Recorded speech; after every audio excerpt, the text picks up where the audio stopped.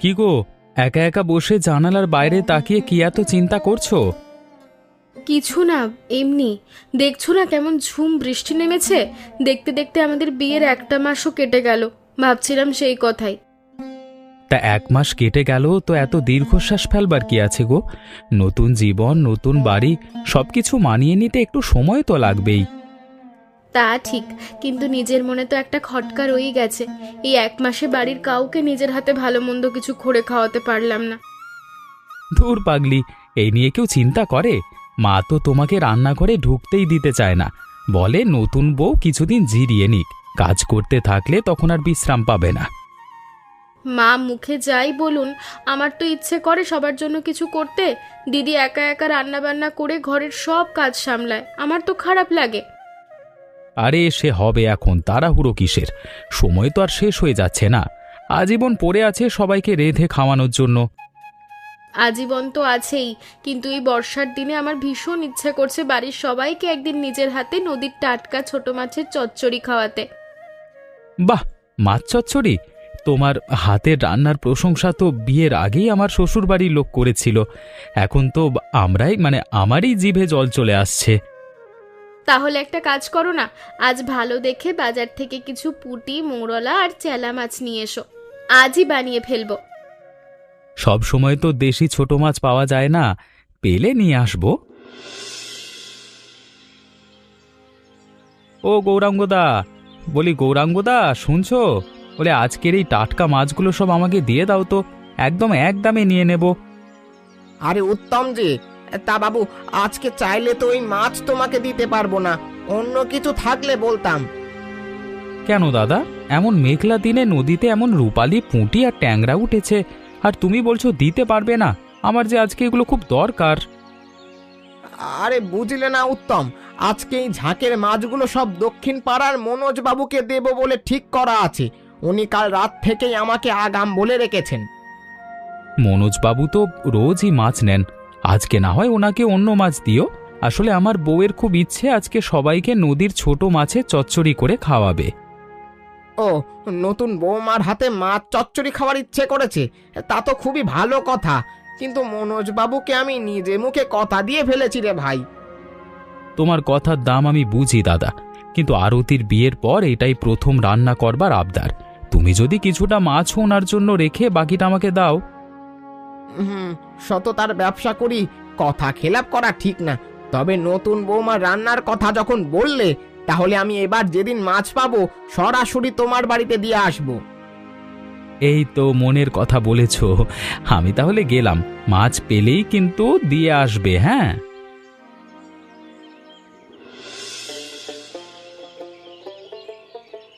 পারুল দিদি, ও দিদি, বটিটা এবার আমাকে দাও না গো, অনেক তো হলো।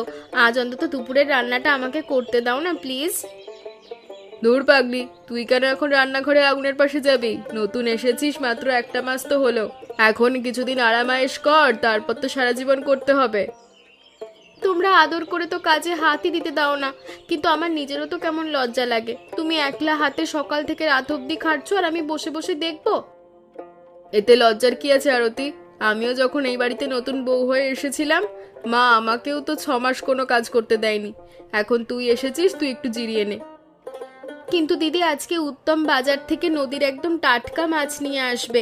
এই বর্ষার দুপুরে মাছের চচ্চড়িটা আমি নিজের হাতে রাঁধতে চাই। তুমি শুধু আমাকে একটু সাহায্য করলেই হবে।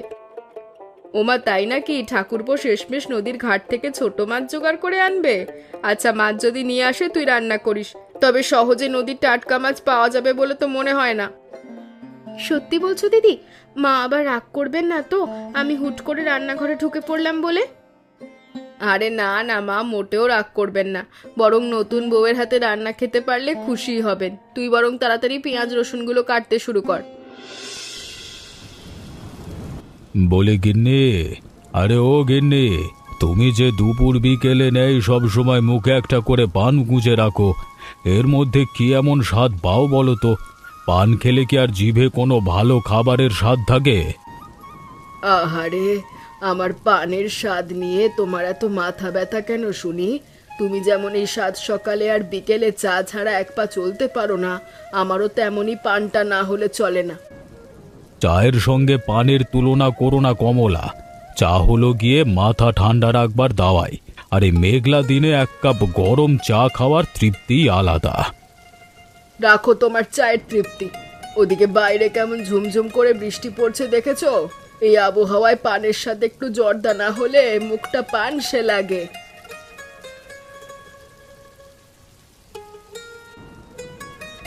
বাবা মা, তোমরা একটু থামবে? এই দেখো তোমাদের দুজনের জন্য এই গরম গরম চা আর সাথে মুচমুচে আলুর পকোড়া বানিয়ে নিয়ে এসেছি। ওরে বাপরে, এ তো একেবারে মেঘ না চাইতেই জল। চশমাটা নাক থেকে নামিয়েই তো আমার জিভে জল চলে এলো। আরে পকোড়াগুলো দেখতে যা খাস্তা হয়েছে না। ও মা আরতি, তুই আবার এই বিকেলে রান্নাঘরে ঢুকে এই কাণ্ড করতে গেলি কেন? পারুলকে বললেই তো করে দিত, তুমি কেন খাটলে?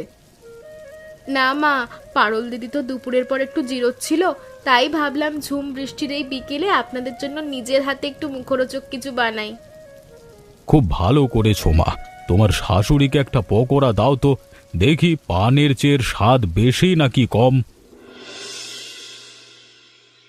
ও পারুল, বলি ও বড় বউ, ঘাটে একা একাই সাবান খুঁজছো যে? তোমাদের নতুন বউকে তো আজকাল আর পাড়াতে দেখাই যায় না গো। সে কোথায়, ঘরের ভেতর লুকিয়ে আছে নাকি? আরে মালতী দিদি যে, এসো এসো। না গো, লুকিয়ে থাকবে কেন? আরতি একটু লাজুক তো, তাই চট করে বাইরে বের হতে চায় না, এই আর কি। তা লাজুক হলে কি আর চলে বোন? 1 মাস তো হয়ে গেল বিয়ে হলো। তা বলি আমাদের নতুন খুকি সংসারের কাজকর্ম কিছু করে নাকি নতুন বউ সেজেই বসে থাকে? তুমিও যেমন দিদি, মা নিজেই ওকে এখন কাজকর্মে হাত দিতে বারণ করেছে। আর তাছাড়া আরতি মেয়েটা খুব লক্ষ্মী, কাজ শেখার জন্য ওর নিজেরই বড্ড আগ্রহ। রাখো তো তোমার আদর, শাশুড়ি মুখে বারণ করলো, নিজের থেকে তো বুদ্ধি কাটিয়ে কাজে নামতে হয়। এখন থেকে যদি আলগা দিয়ে রাখো তবে কিন্তু পরে কাজ করতে চাইবে না, মাথায় উঠে বসবে। না দিদি, আরতি ওরকম মেয়েই নয়। সময় হলেও নিজেই সব দায়িত্ব ঠিক বুঝে নেবে। আমাদের বাড়ির কেউ ওকে নিয়ে এসব উল্টোপাল্টা কথা ভাবেই না। আমি তো তোমাদের ভালোর জন্যই বলছি পারুল, এই কাঁচা বাসি নুন খাওয়াতে হয়। প্রথম থেকে সংসারের হাল না ধরালে পরে কিন্তু তোমাকেই একলা খেটে মরতে হবে, তখন আমার কথা মনে করবে। তুমি শুধু শুধুই চিন্তা করছো দিদি, আমাদের যায় যায় খুব মিল। কাল বিকেলেই তো আরতি নিজের হাতে খুব সুন্দর আলুর পকোড়ার চা বানিয়ে আমাদেরকে খাওয়ালো। ওমা তাই নাকি? তাহলে ভালো তো। রাজপুত্রের মতন দেওর, তার কপালে এমন রাধুনি বউই সাজে। তা পরে একদিন ওর হাতের মাছের ঝোলকে বিচার করা যাবে খন।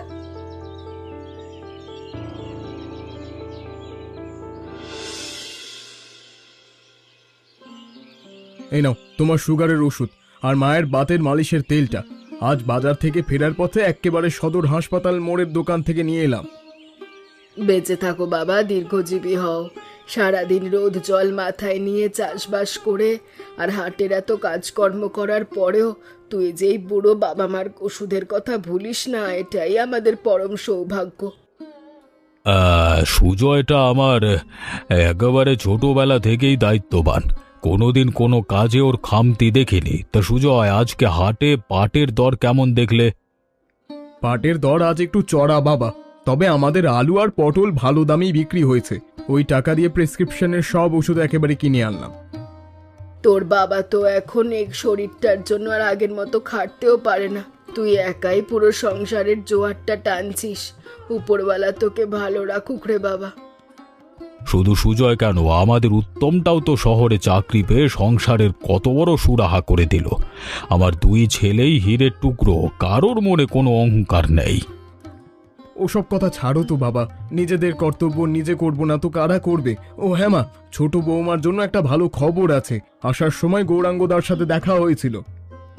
কেন রে, গৌরাঙ্গ হঠাৎ নতুন বৌমার ব্যাপারে কি বলল? কোনো মাছ টাছের ব্যাপার নাকি? হ্যাঁ মা, গৌরাঙ্গদা বলল নদীতে দারুণ টাটকা মাছ পাওয়া যাচ্ছে, 2-1 দিনের মধ্যে দিয়ে যাবে। আরতি নাকি ছোট মাছের চচ্চড়ি খাওয়ার ইচ্ছে প্রকাশ করেছে, তাই একদম টাটকা দেশি মাছ আমাদের বাড়িতে দিয়ে যাবে। ভেতরে রুটি আর আলুর দম দিয়ে দিয়েছি, সাবধানে নিয়ে যেও কিন্তু। আর একদম ঠান্ডা করে খেও না। আচ্ছা বাবা, আচ্ছা, ঠিক সময় খেয়ে নেব। তা তুমি হঠাৎ সকাল সকাল অমন মুখ হাঁড়ি করে বসে আছো কেন আরতি? আমি কি কোনো ভুল কাজ করে ফেলেছি আজকে? ভুল করনি, তবে আমার একটা আবদারও রাখোনি। তোমাকে সেই কবে থেকে বলছি নদীর টাটকা দেশি মাছ নিয়ে আসার কথা। কত আশা ছিল সবাইকে মাছ চচ্চড়ি খাওয়াবো, তুমি তো আনলেই না। আরে বাবা, আমি তো রোজই বাজার খুঁজি, কিন্তু আজকাল কি আর বাজারে তেমন নদীর আসল দেশি ছোট মাছ সহজে পাওয়া যায়? যা আসে সব তো চাষের মাছ। ওসব অজুহাত আমি শুনবো না। দিদি বলছিল বর্ষার এই সময় নাকি নদীতে কত ভালো ভালো পুঁটি আর ট্যাংরা মোরলা মাছ ওঠে, তুমি একটু ভালো করে খুঁজলেই পেতে।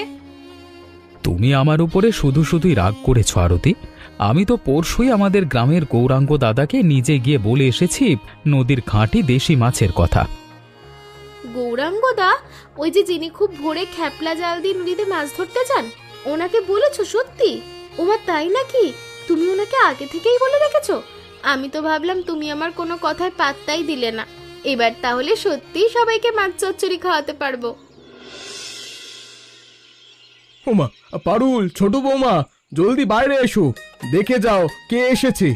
দেখো সবাই, আমাদের গৌরাঙ্গ দাদা এই ঝুম বৃষ্টির মধ্যে এক ঝুড়ি টাটকা দেশি মাছ নিয়ে হাজির হয়েছে। এত মাছ? গৌরাঙ্গদা, তুমি সত্যি আমাদের জন্য এত কষ্ট করে সাত সকালে নদীর আসল দেশি মাছ নিয়ে এলে? কষ্টের কি আছে ছোট বৌমা, উত্তম বাবু তোমার মাছ চচ্চড়ি খাওয়ার ইচ্ছের কথা বলল, তাই ভাবলাম নতুন বৌমার মনের আশাটা আমি পূরণ করি, ভালো করে রেঁধে খাওয়াও সবাইকে। দিদি দেখো কত সুন্দর আর টাটকা মাছ। আজকে কিন্তু আমি মাছগুলোর একদম ঝালঝাল করে চচ্চড়ি করব, কোনো বাহানা শুনবো না। আজকে তোমরা কেউ আমাকে রান্নাঘর থেকে তাড়াতে পারবে না। ও মা, আমরা তাড়াবো কেন রে? বেশ তো রান্না করবি। এমন মেঘলা দিনে নদীর টাটকা মাছের চচ্চড়ি তো আর কোনো কথাই নেই। সত্যিই পারুল, ছোট বৌমার হাতের রান্নার সুখ্যাতি বিয়ের আগে থেকেই শুনছি, আজ তবে পরখ করেই দেখা যাক। গৌরাঙ্গদা, তুমিও কিন্তু আজ আমাদের সাথে দুটো খেয়ে যাবে বলে দিলাম। না না সুজয় বাবু, আজ আরও সব বলবেন না, ওদিকে মনোজ বাবুর ওখানেও মাছ দিতে হবে। তোমরা সবাই আনন্দ করে খাও, তাতে আমার সুখ। আমি আসি তবে। আচ্ছা গৌরাঙ্গদা, সাবধানে যেও। তা আরতি, তোর ভাগ্যটা দেখিস। আজকে কিন্তু উপরওয়ালার ইচ্ছায় উত্তমের অফিসও ছুটি আছে। বাড়ির সবাই একসাথে বসে জমিয়ে তোর হাতে রান্না খেতে পারবো। উনুনটা তো বেশ ভালোই চলছে, মশলাপাতি সব ঠিকঠাক কষানো হয়েছে। এবার চচ্চড়ির ওপর ধনে পাতার কাঁচা লঙ্কাগুলো ছড়িয়ে দিয়ে একটু ঢাকা দিয়ে দিই। ওমা, ছোট বৌমা, রান্নাঘর থেকে এত সুন্দর কাঁচা লঙ্কা সর্ষে বাটার গন্ধ বেরোচ্ছে যে আমি ঘরে বসে থাকতে পারলাম না। কি রান্না করছো গো? এই তো মা, আসুন না। ওই গৌরাঙ্গদা নদী থেকে যে ছোট মাছগুলো এনেছিল, দিদির সাহায্যে ওগুলোই কড়াইতে চচ্চড়ি বসালাম। দেখি দেখি কি আমার বৌমা কেমন রাঁধলো। মাছের চচ্চড়ির এই লালচে হলুদ রং আর ওপরে তেল ভাসা দেখেই তো বোঝা যাচ্ছে মাছটা অনেক ভালো হয়েছে। সত্যি বলছেন মা, আপনার ভালো লেগেছে? আসলে কষানোর সময় একটু ভয় পাচ্ছিলাম ঝালটা ঠিকঠাক হলো কিনা, আর মাছগুলো আবার ঘেটে গেল না তো। থুর পাগলি, ছোট মাছের চচ্চড়ি একটু ঝাল ঝাল না হলে কি জমে? আর মাছ একটাও ভাঙেনি, একেবারে গোটা গোটা আছে। রান্নার এই রূপ আর সুবাসী বলে দিচ্ছে আজ আমাদের সবার পাত সাফ হয়ে যাবে। আপনার মুখে এই প্রশংসাটুকু শোনার জন্যই তো আমি 1 মাস ধরে অপেক্ষা করেছিলাম মা। আপনি বসুন, আমি এক্ষুনি গরম ভাত আর চচ্চড়ি নামিয়ে থালায় সাজিয়ে দিচ্ছি। সবাই একসাথে খাবো বৌমা। তোমার শ্বশুর মশাই তো গন্ধ পেয়ে ঘরের বাইরে পায়চারি শুরু করে দিয়েছেন। আজ নতুন বউয়ের হাতের মাছের চচ্চড়ি খেয়ে ওনার মন জুড়িয়ে যাবে। ওরে আরতি মা, এই প্রথম মুখে দিতেই আমার চোখ দুটো আপনা আপনি বন্ধ হয়ে গেল। সর্ষে আর কাঁচা লঙ্কার এমন খাঁটি ঝাঁঝালো স্বাদ আমি বহু বছর পর পেলাম। আমি তো কড়াইতে রং দেখেই বুঝেছিলাম রান্না আজ অমৃত হয়েছে। বলি, মুখ দিয়ে শুধু আওয়াজ করলে হবে? নতুন বৌমাকে মুখ ফুটে দুটো ভালো কথা বলো। বাবা আর কি বলবে মা, বাবার খাবার গতি দেখেই তো বোঝা যাচ্ছে। আমি তো এক থালা ভাত এই চচ্চড়ি দিয়েই নিমেষের মধ্যে সাবার করে দিলাম। আরতির রান্নায় সত্যি জাদু আছে। একদম ঠিক বলেছিস উত্তম, এই বর্ষার দিনে নদীর এমন টাটকা মৌরলা আর ট্যাংরা চচ্চড়ি হলে পাত থেকে আর উঠতেই ইচ্ছে করে না। ছোট বৌমা, তুমি আমাদের ঘরের লক্ষ্মী। আপনারা যে এত পছন্দ করে খাচ্ছেন তাতেই আমার আনন্দ। নুন ঝাল সব ঠিকঠাক হয়েছে তো বাবা? আপনার কোনো অসুবিধে হচ্ছে না তো? কিসের অসুবিধে মা? এই চচ্চড়ি স্বাদ তো আমার জিভ দিয়ে সোজা মনে গিয়ে ঠেকেছে। কতদিন পর যে এমন ঘরোয়া স্বাদের নদীর ছোট মাছের চচ্চড়ি খেলাম, তৃপ্তিতে আমার পেট আর মন দুটোই ভরে গেল। আমি তো আগেই বলেছিলাম বাবা, আমাদের আরতি যেমন শান্ত, রান্না বান্না তো তেমনই ওস্তাদ। এবার থেকে রবিবারের স্পেশাল রান্নার দায়িত্বটা ছোট জায়ের ওপর ছেড়ে দেওয়া যাক, কি বলেন মা? হ্যাঁ হ্যাঁ, সে তো দেওয়াই যায়। তবে আমার বড় বউয়ের হাতের রান্নাও কিন্তু সুখ্যাতি আছে। আমার দুই পুত্রবোধই রূপে লক্ষ্মী আর গুণে সরস্বতী। তা মিথ্যে বলনি গিন্নি। আরতি মা, আমাকে আরেকটু ওই চচ্চড়ি তোলার পোড়া আর এই পোড়া পোড়া অংশটা দাও তো দেখি। আমি আজকে তৃপ্তি করে 2 প্লেট ভাত বেশিই খাবো।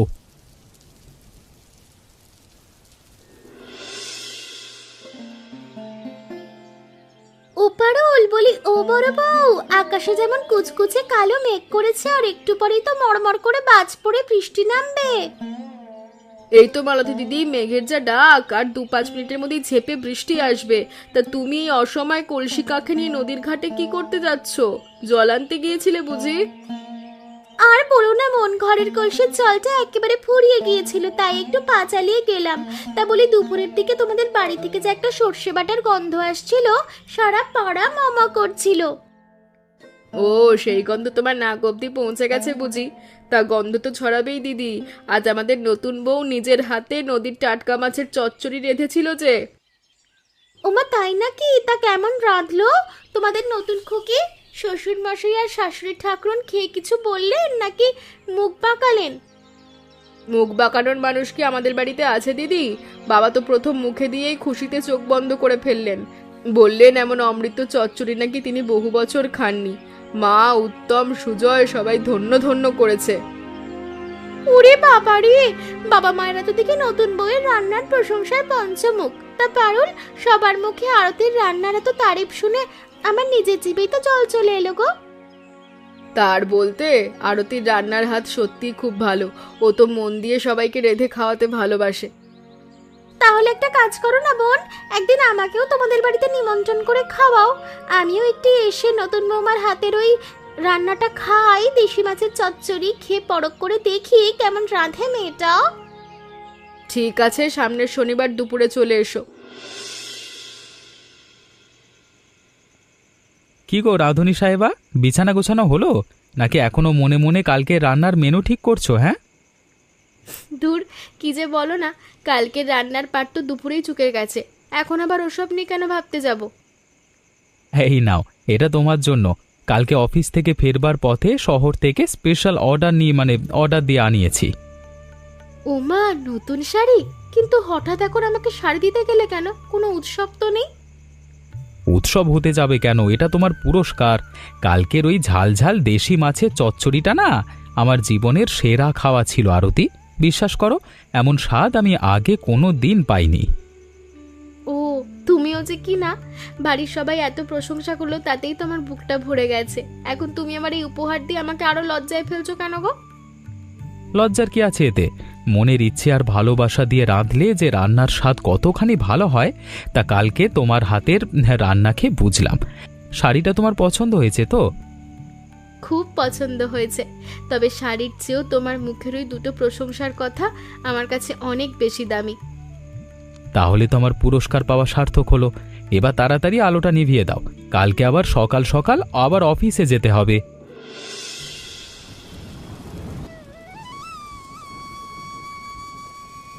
বাইরে যেমন ঝুমঝুম করে মেঘ ডেকে বৃষ্টি পড়ছে, এই মেঘলা সকালে 1 কাপ কড়া করে আদা চা হলে দিনটা একেবারে জমে যেত। একদম মনের কথাটি বলেছ গিন্নি। এই ঠান্ডা আবহাওয়ায় খবরের কাগজটা হাতে নিয়ে বসে আছি ঠিকই, কিন্তু চা ছাড়া চশমার কাঁচটাও যেন ঝাপসা ঠেকছে। বাবা, মা, আপনাদের আর বেশি অপেক্ষা করতে হবে না। এই নিন আপনাদের পছন্দের একদম গরম গরম আদা এলাচ দেওয়া চা, আর সাথে 2টো বিস্কুট। মারুতি, তোমার কি দূরদৃষ্টি! আমরা চায়ের কথা মুখে আনলাম আর তুমি একেবারে তৈরি করে হাজির হয়ে গেলে। হ্যাঁ, আর বলো না, আমাদের নতুন বৌমা শুধু রান্নায় ওস্তাদ নয়, কার কখন কি প্রয়োজন সেটাও মন থেকে টের পায়। চাটা যা বানিয়েছে না, এক চুমুকেই শরীরের সব ক্লান্তি ধুয়ে মুছে সাফ। সত্যি কমলা, আমাদের আরতিমা এই বাড়িতে আসবার পর থেকে পুরো বাড়িটা যেন একটা আলাদা সুখে ভরে উঠেছে। মা যেমন শান্ত, তেমনি গুণবতী আর লক্ষ্মীমন্ত। আপনারা আমার মাথার ওপর ছায়া হয়ে আছেন, আপনাদের একটু সেবা করতে পারলেই আমার আনন্দ। দিদিও তো আমাকে সব কাজে কত সাহায্য করে। বড় বউ তো আছেই, তবে তোর এই মিষ্টি স্বভাব আর রান্নার গুণে তুই আমাদের সবার মন জয় করে নিয়েছিস রে মা। এই বর্ষার দিনে তোর হাতের ওই মাছ চচ্চড়ির স্বাদ বাড়ির কেউ কোনোদিনও ভুলবে না। একদম খাঁটি কথা বলেছ গিন্নি। আমাদের নতুন বউয়ের হাতের ওই কালকের মাছ চচ্চড়ি আর আজকের এই গরম চা, এই নিয়েই আমাদের এই ছোট্ট সুখের সংসার আরও মধুর হয়ে যাক। সৃষ্টিকর্তা তোমাদের ভালো রাখুন মা।